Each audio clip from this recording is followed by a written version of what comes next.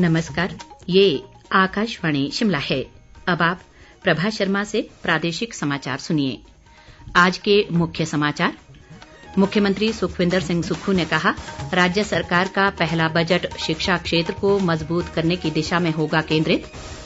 Asian विकास bank ने प्रदेश में 1311 करोड़ से अधिक की पर्यटन अधोसंरचना परियोजनाओं को दी सैद्धांतिक मंजूरी। केंद्रीय सूचना व प्रसारण मंत्री अनुराग सिंह ठाकुर ने कहा, केंद्र ने हिमाचल के विकास के लिए दी कई बड़ी परियोजनाएं। और प्रदेश के ऊंचाई वाले इलाकों में हल्का हिमपात व अन्य क्षेत्रों में वर्षा, 2 मार्च तक खराब रहेगा मौसम। अब समाचार विस्तार से। मुख्यमंत्री सुखविंदर सिंह सुक्खू ने कहा है कि राज्य सरकार ने अगले 10 वर्षों में संपूर्ण शिक्षा प्रणाली में परिवर्तन लाने का लक्ष्य निर्धारित किया है और सरकार का पहला बजट शिक्षा क्षेत्र को मजबूत करने की दिशा में केंद्रित होगा। वे आज छोटा शिमला स्थित राजकीय उत्कृष्ट वरिष्ठ माध्यमिक पाठशाला के वार्षिक पारितोषिक वितरण समारोह की अध्यक्षता करते हुए बोल रहे थे। विद्यालय में अपने अध्ययन के दिनों को याद करते हुए मुख्यमंत्री ने विद्यार्थियों को कड़ी मेहनत और दृढ़ इच्छा शक्ति से अपना मुकाम हासिल करने के लिए प्रोत्साहित किया। उन्होंने विद्यालय में डिजिटल डिस्प्ले, ऑनलाइन और ऑफलाइन अध्ययन की सुविधा के अलावा स्मार्ट कक्षाएं शुरू करने की घोषणा भी की। उन्होंने कहा कि इसके अलावा स्कूल में एक डिजिटल पुस्तकालय और डिजिटल कार्यालय स्थापित किया जाएगा। मुझे अपने स्कूल में आकर बहुत आनंद आया। मैं इस स्कूल को स्मार्ट क्लासेस में जो भी जितने भी कमरे सब स्मार्ट क्लासेस में बदलने की घोषणा करता हूँ। इस स्कूल में ऑफलाइन पढ़ाई भी होगी, ऑनलाइन पढ़ाई भी होगी। इस स्कूल के लिए डिजिटल लाइब्रेरी और डिजिटल ऑफिस की भी घोषणा करता हूँ। बच्चे हैं, गरीब है, पढ़ने में अच्छे हैं, लेकिन कई बार फीस नहीं होती है, कई बार हॉस्टल की फीस नहीं होती है। इस बारे में भी हम अपनी अभी बजट में एक बड़ी योजना लेकर आएंगे ताकि जो भी बच्चा पढ़ने वाला कहीं भी जाने वाला है उसकी जिम्मेवारी भी सरकार लेगी।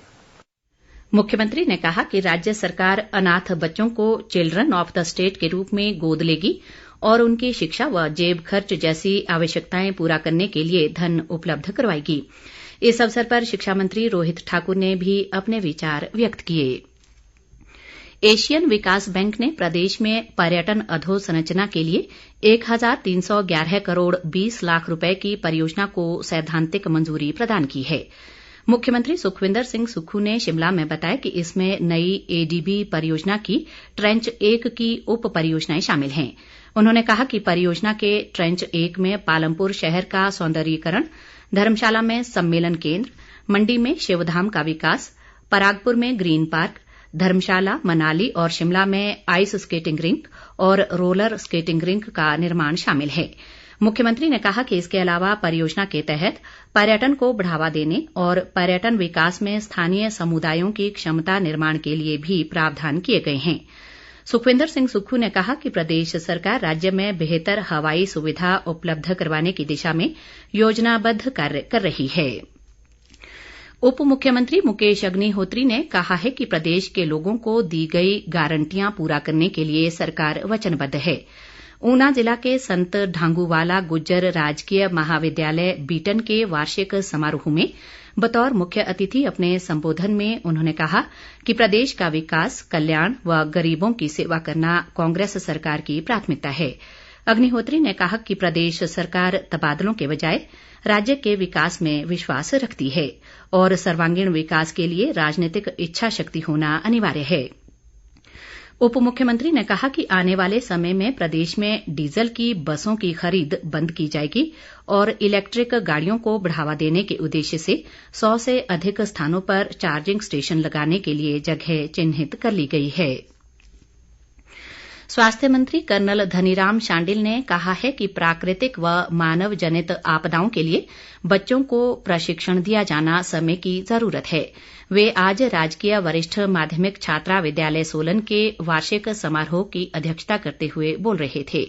शांडिल ने कहा कि नेशनल कैडेट कोर्स को सभी विद्यालयों और महाविद्यालयों में लागू करना चाहिए ताकि आने वाली पीढ़ी किसी भी प्रकार की आपदा से निपटने के लिए तैयार रहे।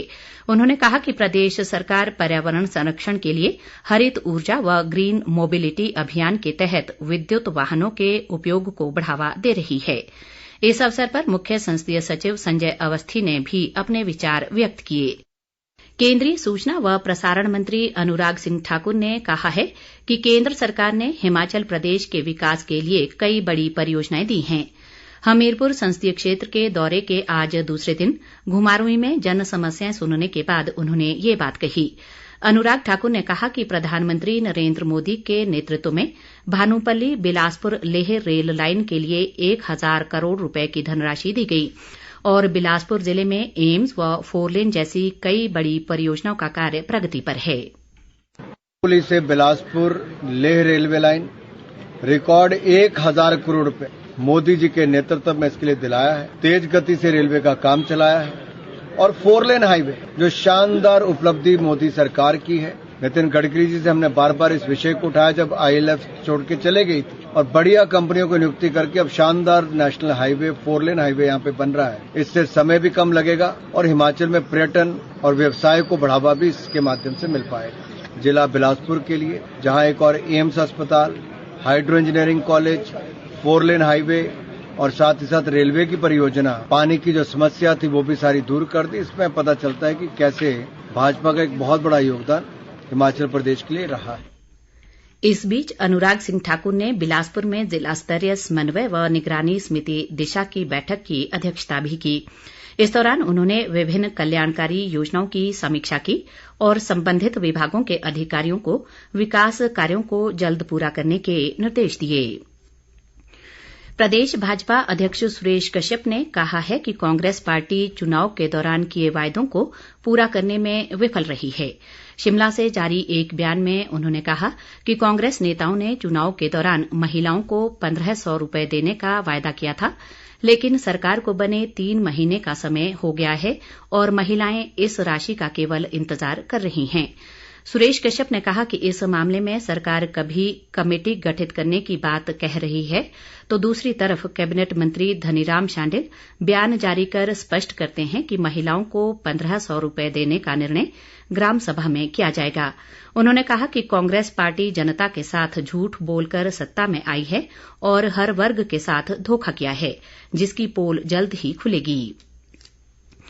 वरिष्ठ भाजपा नेता व पूर्व मुख्यमंत्री प्रेम कुमार धूमल ने कहा है कि केंद्रीय मंत्री व सांसद अनुराग सिंह ठाकुर प्रयास संस्था के माध्यम से वंचितों के उत्थान व उनकी सुविधा के लिए कई योजनाएं चला रहे हैं।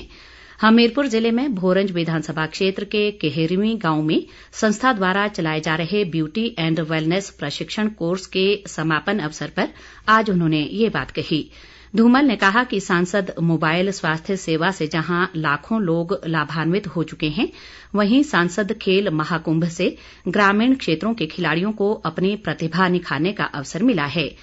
धूमल ने इस अवसर पर ब्यूटी एंड वेलनेस कोर्स में प्रशिक्षित 65 लड़कियों को प्रमाण पत्र भी वितरित किए।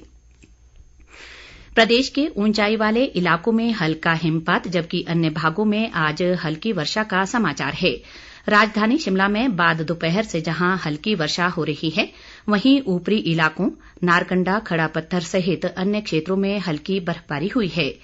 मौसम विभाग ने 2 मार्च तक राज्य में अधिकांश स्थानों पर वर्षा और ऊंची चोटियों पर बर्फबारी की संभावना जताई है। विभाग ने आज रात और 1 मार्च को राज्य में कुछ स्थानों पर भारी वर्षा, बर्फबारी, अंधड़ और ओलावृष्टि का येलो अलर्ट भी जारी किया है।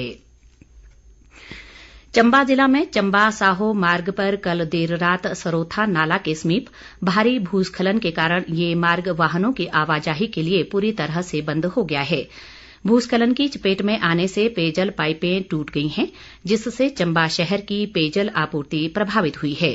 जानकारी के अनुसार इस स्थान पर आईपीएच विभाग की पाइपलाइन में काफी समय से रिसाव हो रहा था, जिससे ये घटना पेश आई।